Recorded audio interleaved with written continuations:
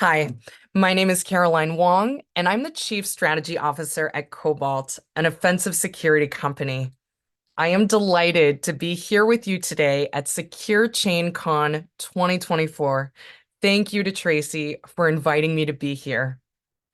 I started my DevSecOps career nearly 2 decades ago, leading information security teams at eBay and at Zynga. These were super cool places to be working in cybersecurity. In both cases, we were running online operations 24 by 7 with millions of simultaneous users daily. eBay had an uptime requirement of 99.94% and is one of the first major electronic commerce shops enabled strangers to transact with each other over the internet. Zynga was growing incredibly rapidly as an early adopter of Amazon AWS. In 2009, the Zynga game Farmville launched, and in just a few weeks, the game went from 0 to 10 million daily active users. A few months later, it rose to 80 million daily active users. At Cobalt, we're building an offensive security platform. And like many DevOps companies, we've got data-driven, product-based teams. We value automation and failing fast. And I'm going to talk about 3 interwoven themes today. Number 1, modern software and internet security is not a zero-sum game. Number 2, cybersecurity can seem complicated, but I actually think that it is not impossibly complex. And theme number 3, a strong defense system is not enough. Organizations should embrace offensive security techniques in order to round out and optimize their security programs. Let's start with theme number 1. Modern software and internet security is not a zero-sum game. First and foremost, cybersecurity is about, well, let me back up actually. First and foremost, security is about protecting value. And in today's modern world, so many of the things that we value have shifted and are shifting from the physical realm to the digital realm. That is why cybersecurity is so important. Security practitioners used to have this story that they would tell about how to think about cybersecurity. The story says that if Tracy and I are running away from a bear, I don't have to outrun the bear. I just have to run faster than Tracy. In this scenario, the underlying assumption is that I value myself and I don't value Tracy. My success doesn't depend on Tracy, and so as long as I get away from the bear, it doesn't matter to me if Tracy becomes the bear's lunch. The problem with this analogy, and there are many, is that in reality, software companies and the digital value that is created by organizations does not exist in silos. We are not independent islands. I actually think that a more appropriate analogy for how things work in cybersecurity is a 3-legged race. Because in a 3-legged race, my partner and I are dependent upon each other.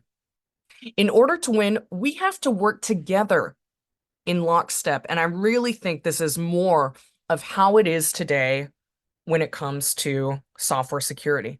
You know, I couldn't be more excited today about speaking at a conference called Secure Chain Con, because every software company, including ours, is part of a tightly interwoven ecosystem of software companies that provide a variety of products and services. Each of these companies use other software companies to help them do their work, and so on. Let's talk about theme number 2. Cybersecurity has many different facets, and at times it can seem really complicated, but it's not impossibly complex. There are fundamentals that we as industry professionals can rely on, and we shouldn't allow ourselves to get too caught up in the myth that these problems are too hard to solve. For me in 2005, as a new college graduate, with a fresh electrical engineering and computer science degree, I started my first ever full-time job as an information security career at a global e-commerce company. I was handed a 50-page stack of information security policies, and I was told that I was the one responsible for answering questions about it from technology teams and from the business. This was more than a little bit overwhelming. I thought to myself, how am I ever going to learn all this stuff? It seems so complex. I found out after a few months that by meeting with people who had questions about this 50-page company security policy, writing those questions down, asking my manager, and going back to the person to share with them my newly acquired answer, I found out that people were asking the same questions over and over again. Throughout my career, I've led two security teams as a practitioner. I've run a global product management team. I've done management consulting. And for the past 7 years, I've been at my very first startup. This series of diverse experiences has helped me to see that cybersecurity is complicated, but it's not impossibly complex. I want to show you some content from a piece that I did a few years ago called A Practitioner's Guide to Application Security. And one of the things that I was thinking about as I was creating this white paper is that we have these documents in cybersecurity. We have these frameworks, and sometimes I think they are too long and too detailed and too boring to really be of much use to us. For example, NIST 853 is nearly 500 pages long. PCI DSS is more than 130 pages long. The BSIM at any given time has more than 100 software security activities. The ASVS is more than 60 pages long, and I could just go on and on. I actually think that the fundamental principles of cybersecurity and application security, for that matter, can be boiled down to 4 basic building blocks. And in this white paper called A Practitioner's Guide to Application Security, which you can Google and download at your leisure, it's about a 25-page document, and it outlines how simple, not easy, but simple application security can be. And it includes this 1-page infographic that we call the modern AppSec framework. This framework has just 4 components. Number 1, govern, aka know your assets. Number 2, find security problems. Number 3, fix those security problems. And number 4, prevent those security problems. Now, in the longer paper, longer being relative, it is not 500 pages, but rather only 25. I go into detail about different activities that fit under each of these 4 categories: govern, find, fix, and prevent. And I invite you to check those out if that information might be helpful to you.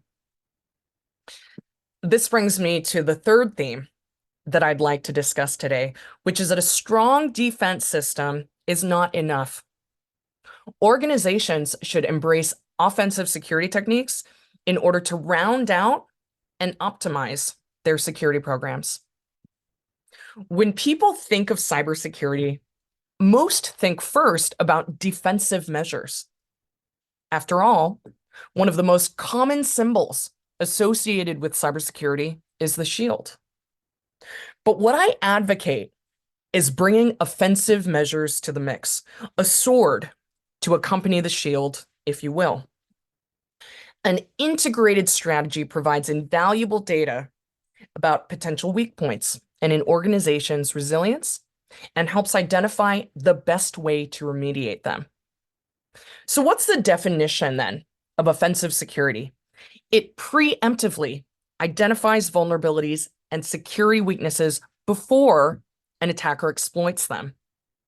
Offensive security teams, also known as red teams, actively test the organization's defenses and provide meaningful insights into an organization's cybersecurity posture. In contrast to the red teams, blue teams are responsible for defensive measures like monitoring, detecting, and responding to threats in real time. Perhaps the most effective approach to cybersecurity is actually a blend between the two, sometimes called purple teaming. Offensive security techniques, such as red teaming and pen testing, provide specific findings that security teams can take action on right away. Another way to think about offensive security is to consider the attacker mindset. Many of us here today are builders of software. And as software developers, we tend to think about using whatever it is that we've developed in the ways that it's intended to be used. The good path, the positive path, the happy path. We don't often enough consider misuse and abuse cases. And sometimes we can find ourselves biased toward emphasizing the good ways in which software can be used, while disregarding the bad ways in which it can be used. And perhaps the best way to identify where and how an organization or a piece of software might be susceptible to attack is by taking on the perspective of a malicious person, the attacker's mindset. There's a quote by Napoleon Bonaparte that says, "War is 90% information." And I happen to be a person that is totally obsessed with data. In 2011, I published a textbook with McGraw-Hill on the topic of security metrics. And in 2022, that book was inaugurated into the Cybersecurity Canon Hall of Fame. Very recently at Cobalt, we have released our State of Pen Testing 2024 report. This is our 6th inaugural report of this type. To date, at Cobalt, we're approaching having delivered nearly 15,000 manual penetration tests.